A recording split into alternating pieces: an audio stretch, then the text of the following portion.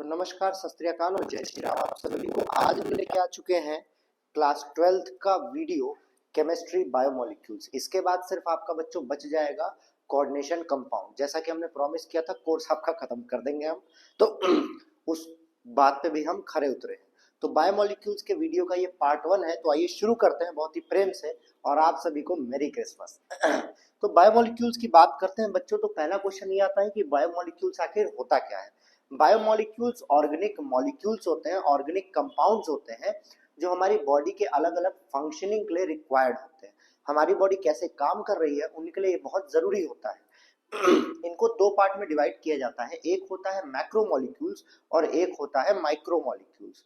जो मैक्रोमोलिक्यूल्स होते हैं वो हमारी बॉडी में सिंथेसाइज नहीं होते हैं, जिसके कारण हमें उन्हें बाहर से ज्यादा लेना पड़ता है, इनटेक करना पड़ता है।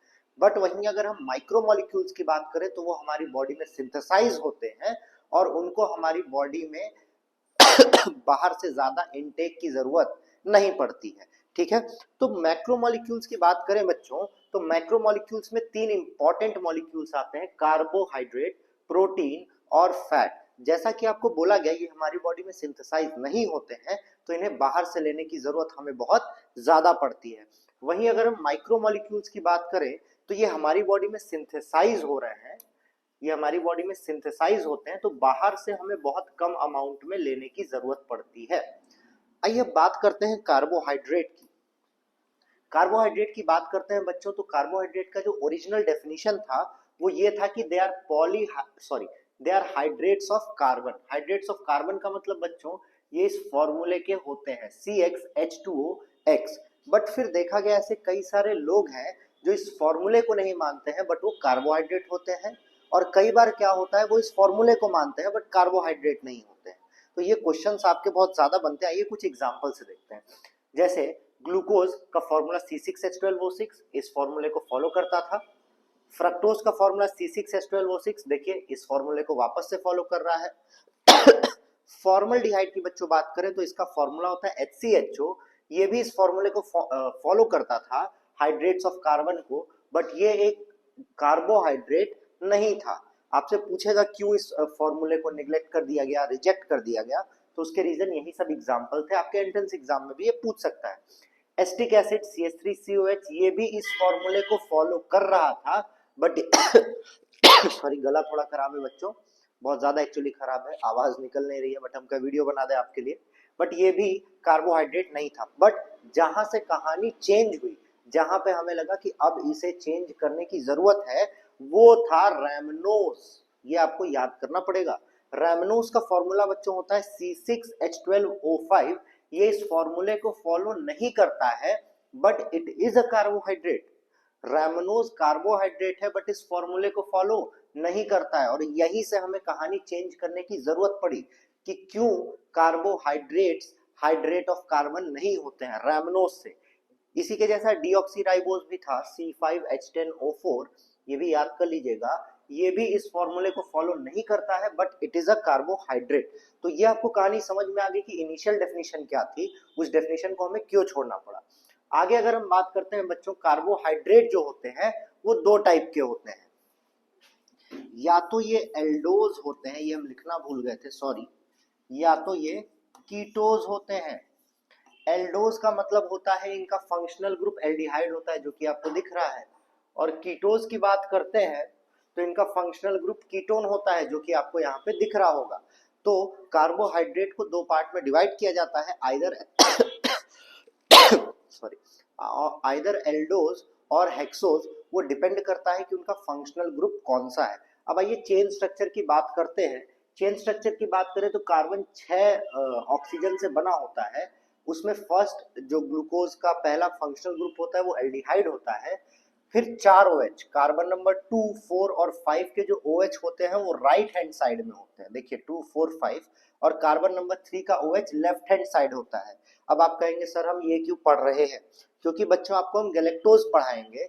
ग्लूकोज, फ्रक्टोज और गैलेक्टोज 3 लोग हैं, तीनों का फॉर्मूला क्या C6H12O6 ही होता है, बट वो ग्लूकोज और फ्रक्टोज तो मान लीजिए फंक्शनल ग्रुप में डिफरेंशिएट करते हैं, बट जो गैलेक्टोज होता है उसके पास एल्डिहाइड ही होता है, वो सिर्फ डिफर करता है on the basis of OH group. तो ये चेन स्ट्रक्चर आपको एग्जैक्टली याद करना होगा, रिंग स्ट्रक्चर बनाने के काम आता है। तो ग्लूकोज में कार्बन नंबर 2, 4 और 5 जो होता है वो राइट साइड होता है OH, और कार्बन नंबर 3 का OH लेफ्ट हैंड साइड होता है, और लास्ट में CH2OH होता है। वहीं अगर हम कीटोन की बात करें तो कीटोन सिमिलर स्ट्रक्चर फॉलो करता है बच्चों। देखिए कार्बन नंबर 3 का OH लेफ्ट हैंड साइड, 4 और 5 का राइट हैंड साइड, बस इसमें डिफरेंस कहाँ होता है, यहाँ एल्डिहाइड फंक्शनल ग्रुप ना होके कीटोन होता है जो कि कार्बन नंबर 2 पे होता है।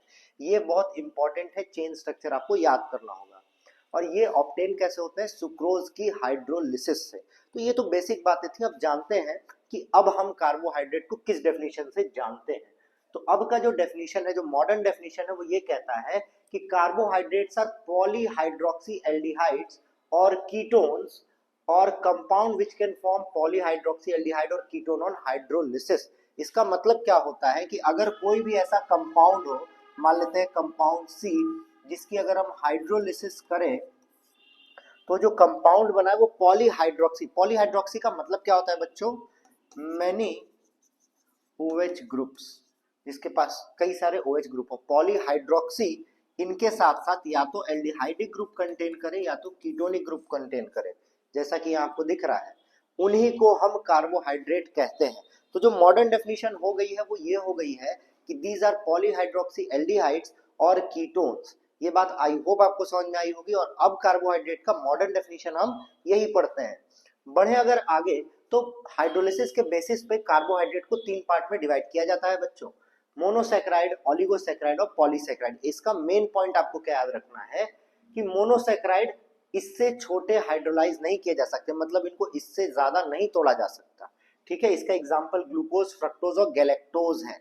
इन सबका नाम आपने सुन रखा है। फ्रक्टोज को बच्चों जो कहते हैं फ्रूट शुगर कहते हैं, फ्रूट शुगर कहते हैं।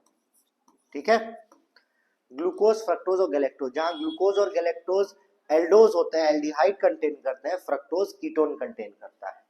ओलिगोसैकेराइड की बात करें तो ये 2 से 10 मोनोसैकेराइड बनाते हैं हाइड्रोलिसिस पे। इनमें एक होता है डाइसैकेराइड जो 2 सैकेराइड से बना होता है। वैसे आपको ये नहीं पता होगा कि हम बार बार सैकेराइड क्यों कह रहे हैं बच्चों, क्योंकि सैकेराइड जो नाम लिया गया है वो वर्ड लिया गया है सैकरीन से, जिसका मतलब होता है स्वीट, जिसका मतलब होता है स्वीट। तो डाइसैकेराइड वो होते हैं जो 2 यूनिट मोनोसैकेराइड की कंटेन करते हैं। इसमें जो सुक्रोज होता है वो बना होता है ग्लूकोज प्लस फ्रक्टोज से। सुक्रोज को बच्चों कहा जाता है टेबल शुगर, टेबल शुगर। ठीक है, माल्टोज जो होता है वो 2 ग्लूकोज की यूनिट से बना होता है, लैक्टोज ग्लूकोज प्लस गैलेक्टोज से बना होता है। जो लैक्टोज होता है बच्चों वो पाया जाता है आपका मिल्क में, वो आपका कहाँ पाया जाता है, मिल्क में। अब एक और एग्जांपल आपको देते हैं जो आपके एग्जाम के लिए इंपॉर्टेंट है, ट्राइसैकेराइड। ट्राइसैकेराइड मतलब जिसमें 3 मोनोसैकेराइड की यूनिट जुड़ी हो। इसका एग्जांपल बच्चों होता है रैफिनोज। क्या एग्जांपल होता है बच्चों, रैफिनोज इसका एग्जांपल होता है, ये बात याद रखिएगा। अब आता है इसके बाद पॉलीसैकेराइड्स। जो पॉलीसैकेराइड्स होते हैं वो 10 से ज्यादा मोनोसैकेराइड की यूनिट प्रोड्यूस करते हैं हाइड्रोलिसिस पे। इसके एग्जांपल में बच्चों आपको पढ़ना है स्टार्च, सेलुलोज और ग्लाइकोजन। स्टार्च क्या करता है, starch is reserve form of food storage, reserve form of food storage. But किसके लिए है बच्चों, स्टार्च प्लांट्स के लिए है। Reserve form of food storage glycogen भी है, सॉरी ग्लाइकोजन भी है, बट ये कहाँ के लिए, एनिमल्स के लिए है, और ये लीवर में स्टोर होता है। एक्चुअली ह्यूमंस के लिए होता है और लीवर में स्टोर होता है। सेलुलोज जो होता है वो आउटर लाइनिंग बनाता है, सेल की लाइनिंग बनाता है, हार्ड एक्सोस्केलेटन की लाइनिंग बनाता है। तो ये है बच्चों आपका बेसिक कि क्या होता है मोनोसैकेराइड, ओलिगोसैकेराइड और पॉलीसैकेराइड। अब हम बात करें इनका क्लासिफिकेशन नेचर के बेसिस पे, तो नेचर के बेसिस पे इनको 2 टाइप से क्लासिफाई किया जाता है बच्चों, या तो ये शुगर होंगे या तो ये नॉन शुगर होंगे, या तो ये शुगर होंगे या तो ये नॉन शुगर होंगे। शुगर अगर हुए तो ये क्रिस्टलाइन होंगे, वाटर सॉल्युबल होंगे और स्वीट इन टेस्ट होंगे। इसको क्यों पहले से टिक करके रखा है, क्योंकि आपको पीछे बता चुके हैं हम, क्या बता चुके हैं बच्चों, कि सैकरीन जो नाम लिया गया था वो इसीलिए लिया गया था क्योंकि टेस्ट इनका जो होता है वो स्वीट होता है, इसीलिए ये नाम हमने लिया था। तो इसीलिए जो शुगर होते हैं वो स्वीट इन टेस्ट होते हैं, जैसे मोनोसैकेराइड और ऑलिगोसैकेराइड जनरली होते हैं। नॉन शुगर की बात करें तो ये एमॉर्फस होते हैं। एमॉर्फस क्या होता है? जिनका क्लियर स्ट्रक्चर नहीं होता है, जिनका लैटिस में सिमिलर अरेंजमेंट नहीं हो, होमोजीनस अरेंजमेंट ना हो। वाटर इनसॉल्युबल होते हैं, इसका मतलब ये सारे वाटर इनसॉल्युबल होंगे। ब्लैंड टेस्ट होता है, मतलब कोई टेस्ट नहीं आता है। लकड़ी वकड़ी खा के देखो, कोई टेस्ट आता है क्या? और पॉलीसैकेराइड्स, एग्जाम्पल इसके पॉलीसैकेराइड्स, मतलब ये इतने कॉम्प्लेक्स होते हैं, पॉलीसैकेराइड्स इतने कॉम्प्लेक्स होते हैं कि इनको तोड़ना मुश्किल होता है। तोड़ना ऐसे तोड़ना नहीं, मुंह में रखने के बाद तोड़ना मुश्किल होता है, इसीलिए इनका टेस्ट स्वीट नहीं होता है। आई होप बच्चों आपको ये सारी बातें समझ में आ रही होगी। अब अगला क्लासिफिकेशन होता है नंबर ऑफ कार्बन पे, ये भी आपको याद करना है एग्जाम्पल के साथ। अगर 3 कार्बन होगा तो इनका नाम लगता है ट्रायोज। इसके एग्जाम्पल होते हैं एल्डो ट्रायोज और कीटो ट्रायोज। अगर एल्डिहाइड होगा तो एल्डो लगाएंगे, कीटोन होगा तो कीटो लगाएंगे। 4 होगा तो इनके नाम में टेट्रोज लगता है, 5 होगा तो इनके नाम में पेंटोज लगेगा, और 6 होगा तो इनके नाम में हेक्सोज लगेगा। हेक्सोज के एग्जाम्पल बच्चों देखिए ये हमने पढ़ रखे हैं, ग्लूकोज, फ्रक्टोज और गैलेक्टोज जो होते हैं वो हेक्सोज होते हैं। इनमें 6 कार्बन पाए जाते हैं, है ना। अब आप कहेंगे 6 कार्बन कैसे? तो बच्चों देखिए 6 कार्बन का स्ट्रक्चर 1 2 3 4 5 6, और यहाँ पे भी 6 कार्बन पाए जाते हैं। तो हेक्सोज का एग्जाम्पल आप मोनोसैकेराइड में सारा पढ़ के रखे हैं, है ना। अब रिड्यूसिंग नेचर के बेसिस पे भी इनका क्लासिफिकेशन होता है। ये तीसरा चौथा क्लासिफिकेशन है बच्चों, इंपॉर्टेंट है। जो रिड्यूसिंग शुगर होते हैं वो टॉलेंस टेस्ट का पॉजिटिव टेस्ट देते हैं। अब आप कहेंगे सर टॉलेंस टेस्ट क्या है? ये आपको एल्डिहाइड, कीटोन, कार्बोक्सिलिक में पढ़ाया गया है, बट अभी लाइव लेंगे कोर्स खत्म होने के बाद तो सारे टेस्ट और केमिकल रिएक्शंस अलग से आपको पढ़ाएंगे। टॉलेंस टेस्ट पॉजिटिव देंगे, फेलिंग टेस्ट पॉजिटिव देंगे, और बेनेडिक्ट टेस्ट पॉजिटिव देंगे। अब चेक कैसे करेंगे कि ये रिड्यूसिंग है? ये हेमीएसिटल का लिंकेज देगा। हेमीएसिटल फॉर्मेशन भी आपको एल्डिहाइड कीटोन में पढ़ाया गया है। इसका एग्जांपल होता है मोनोसैकेराइड सारे, और डाइसैकेराइड में माल्टोज और लैक्टोज, ठीक है। इसका रीजन क्यों डाइसैकेराइड में सिर्फ माल्टोज और लैक्टोज है, सुक्रोज नहीं है, वो हम आपको बताएंगे आगे नेक्स्ट वीडियो में। नॉन रिड्यूसिंग की वही बात करते हैं, तो इन तीनों का बच्चों नेगेटिव टेस्ट देगा, ना ही वो टॉलेंस देगा, ना ही फेलिंग देगा, और ना ही बेनेडिक्ट टेस्ट देगा। चेक कैसे करेंगे? इसमें हेमीएसिटल लिंकेज नहीं बनेगा। एग्जाम्पल क्या होगा? मोनोसैकेराइड में से तो कोई नहीं होगा, डाइसैकेराइड में सिर्फ और सिर्फ सुक्रोज, हम आपसे बोले आपको रीजन बताएंगे, और पॉलीसैकेराइड में सारे ही होंगे। ये बात आपको समझ में आ गई बच्चों? ये बात आपको समझ में आई गई होगी मेरे हिसाब से, है ना। तो अब मिलेंगे हम आपसे अगले वीडियो में, जहां पे हम पढ़ेंगे कि कैसे प्रिपेयर करें और कैसे कंफर्म करते हैं ग्लूकोज का स्ट्रक्चर। तब तक के लिए जय श्री राम, बाय बाय।